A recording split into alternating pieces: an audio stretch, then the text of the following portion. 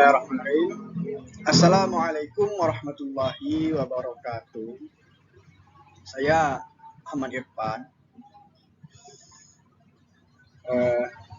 dari lokal 6B PAI dengan NIM 20121040.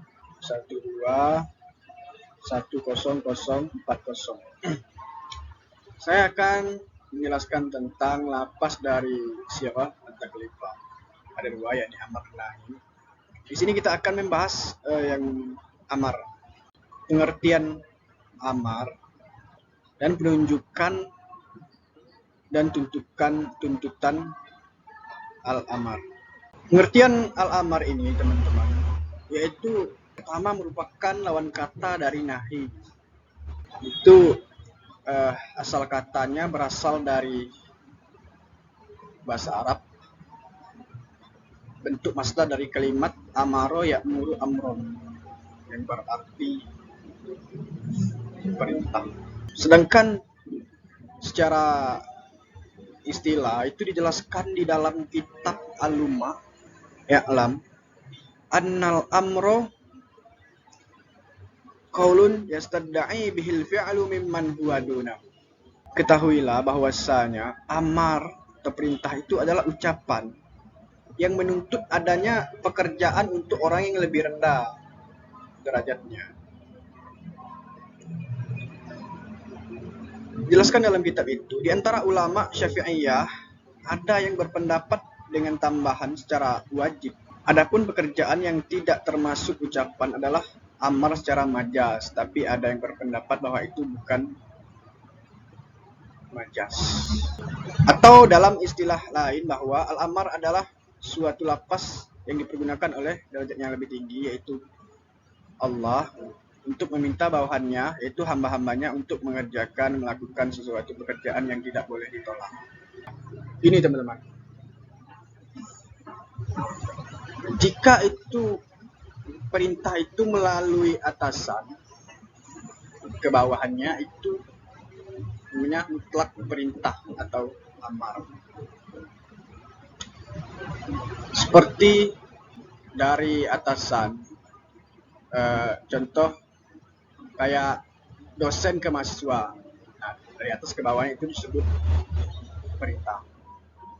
Atau dari bawahan ke atasnya itu namanya doa. Contoh dari hamba ke Tuhannya itu, ya Tuhan ampuni kami, Rabbana ighfir lana. Ighfir di situ adalah bentuk doa. Kemudian kalau perintah itu sederajat, itu namanya iltimas. Contoh kita sama kawan kita, ambilkan buku itu. Nah, perintah di situ adalah namanya iltimas. Seperti itu. Selanjutnya itu penunjukan al-amar. Setiap perintah itu menunjuk kepada dan menuntut suatu maksud tertentu. Maksud tersebut dapat diketahui dari sirah lapas itu sendiri. Bila diperhatikan, lapas-lapas amar yang terdapat dalam Al-Quran, terdapat banyak sekali bentuk tuntutannya yang antara satu dengan yang lainnya itu berbeda. Berikut adalah di antara bentuk tuntutan dari kata amar itu. Ada banyak, teman-teman. Di sini ada cuma 4, tapi saya akan coba uraikan seluruhnya nanti, teman-teman. Baik, yang pertama itu adalah al-ijab, artinya wajib. Untuk hukum wajib, artinya lapas amar itu menghendaki pihak yang disuruh itu harus melakukannya. Apa yang disebut dalam lapas tersebut. Contoh, di dalam surah An-Nisa itu aqimus sholah wa atuz zakah. Aqimu di situ dan atu di situ yaitu amar wajib. Amar dalam ayat ini menimbulkan hukum wajib meskipun tanpa korinah yang mengarahkannya. Yang kedua, an-nadb, yaitu hukum sunnah. Artinya hukum yang timbul dari amar adalah itu sunnah, bukan wajib. Quran surah An-Nur ayat 33, fakatibuhum in alimtum fihim khairan.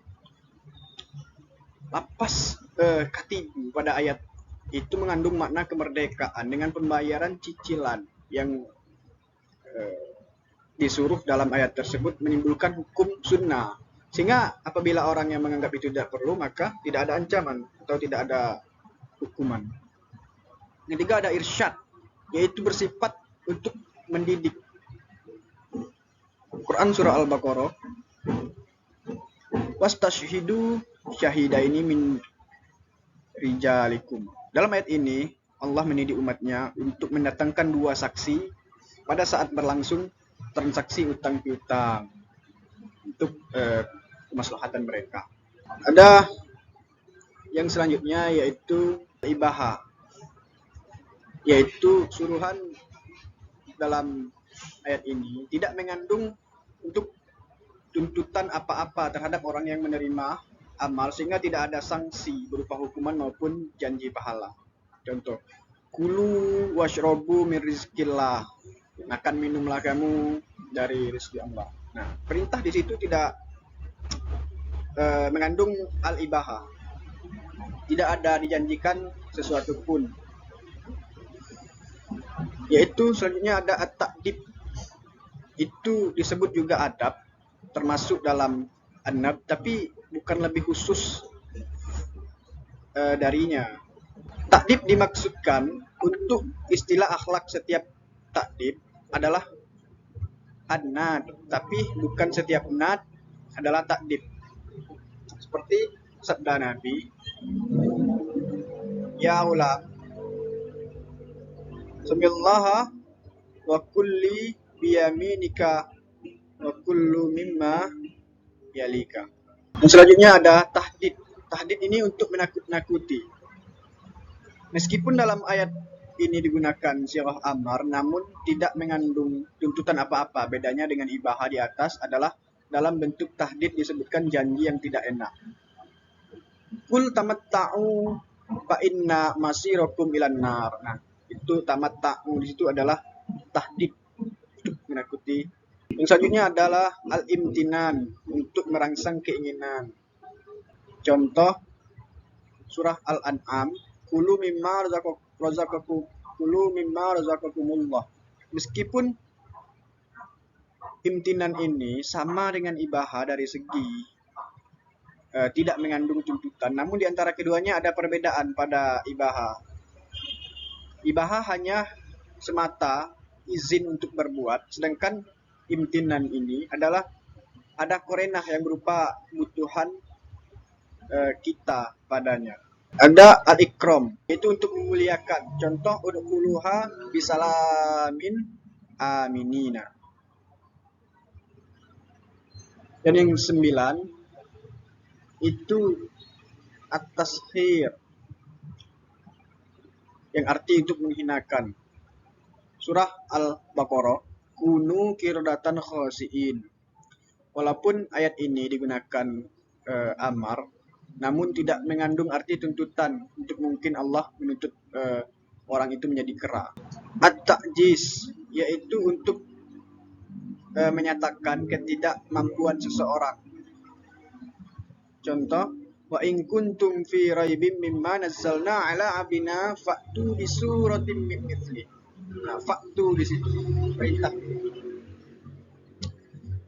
Itu Allah Subhanahu wa taala sebenarnya mengetahui bahwa yang disuruh dalam ayat ini tidak akan mungkin mampu membuat satu ayat pun yang semisal dengan Al-Qur'an.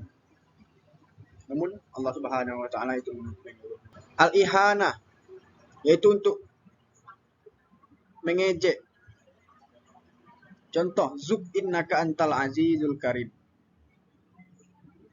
Dalam ayat ini, Allah Subhanahu wa taala berkata kepada orang-orang kafir yang masuk neraka, dan di sini sebagai ejekan bagi orang-orang kafir tersebut.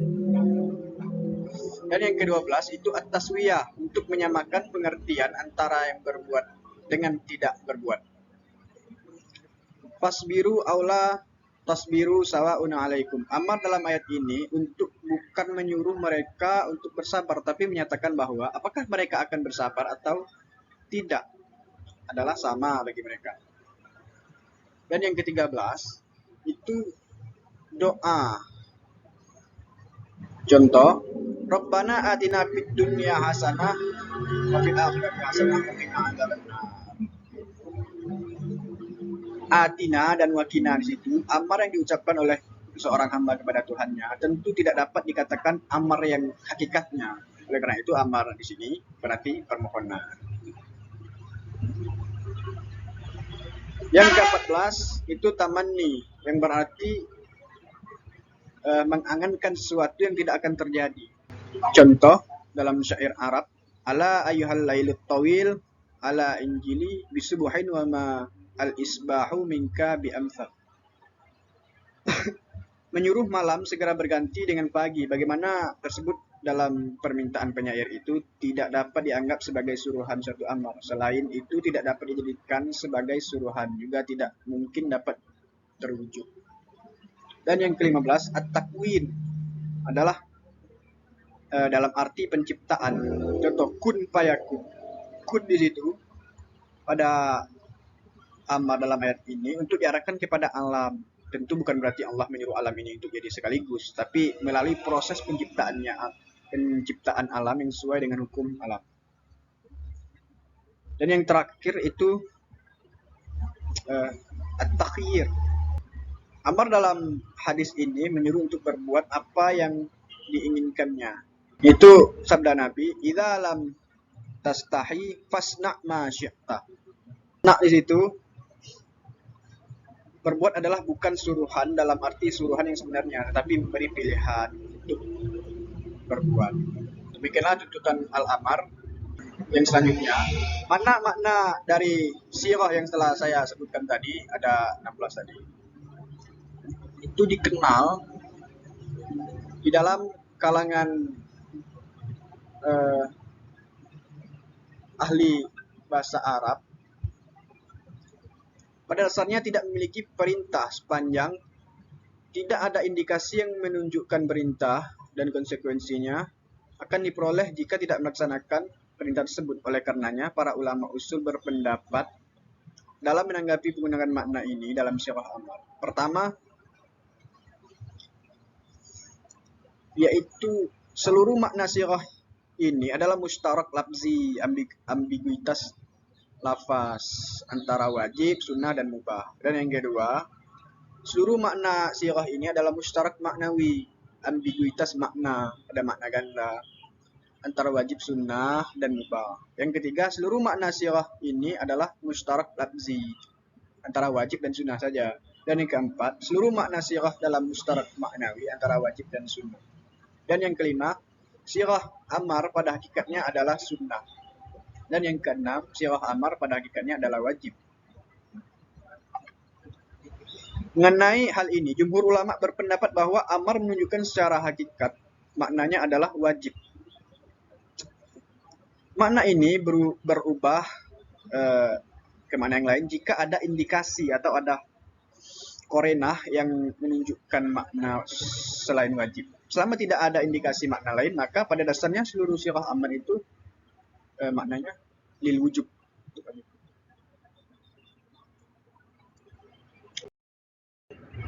Sekian, terima kasih pemaparan dari saya.